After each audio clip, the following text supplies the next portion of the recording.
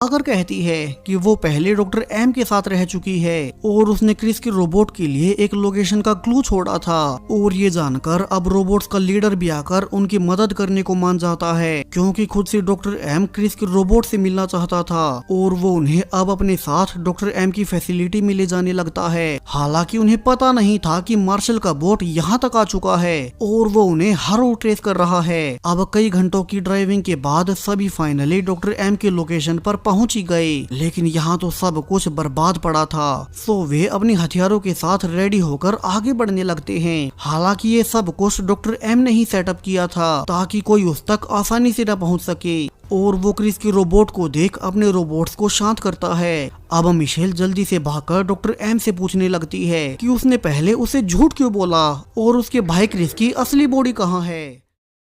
यहाँ से doctor M Michel को पूरी सच्चाई रिवील करना शुरू करता है, कैसे इंसानी आर्मी जो रोबोट से जंग कर रही थी और तभी एक एक्सीडेंट में आए हुए लोगों में उन्हें क्रिस मिला। वो पूरी तरह से मरा नहीं था और वे उसका ऑपरेशन करते हुए जल्दी समझ गए कि क्रिस का ब्रेन आम इंसानों से कहीं गुना ज्यादा डेवलप्ड है और वे इसका इस्तेमाल कर सकेंगे। इसके बारे में जब आगे सूचना साइंटिस्ट ईथन को मिली तो तभी से वे एक ऐसी मशीन बनाने लगे जिससे कि वे बिना क्रिस को मारे उसके ब्रेन का इस्तेमाल कर सके। और ईथन ने उसी की मदद से न्यूरो मशीन भी बनाई जिससे कि बाद में इंसान रोबोट से जंग जीत सके। वहीं क्रिस की सच्चाई आम दुनिया को पता न चले, इसीलिए उसी ने पहले मिशेल और बाद में बाकी सबको झूठ बोला कि क्रिस तो उसी एक्सीडेंट में मारा गया था। डॉक्टर एम आगे बताते हैं कि उस घटना के 13 महीने बाद फाइनली क्रिस को होश आ ही गया। उसे पता चला कि ईथन उसके ब्रेन का इस्तेमाल खुद के फायदे के लिए कर रहा है। उसी के ब्रेन से इन्वेंशन कर न्यूरो मशीन के कारण ईथन की कंपनी दुनिया की सबसे बड़ी कंपनी बन गई। और तब क्रिस ने डॉक्टर एम से मदद मांगी,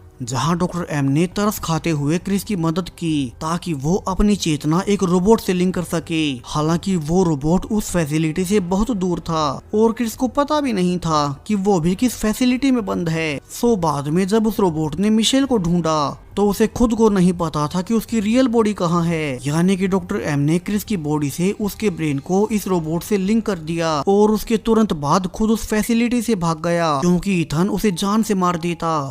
अब मिशेल गुस्से में पूछती है कि फिर क्रिस की बॉडी की लोकेशन कहाँ है ताकि वो वहां जाकर अपने भाई को छुड़ा सके। और डॉक्टर एम रिवील करता है कि रियल क्रिस की बॉडी इस वक्त ईथन की सबसे सिक्योर लैब में बंद है और उसे वहीं जाकर अपने भाई को छुड़ाना होगा। यहाँ वे बातें कर ही रहे थे कि अब तक बाहर मार्शल भी आ चुका था। उसे अंदर आते ही पता चल जाता है कि डॉक्टर एम जिसने ईथन को धोखा दिया वो तभी से यहीं छिपा है।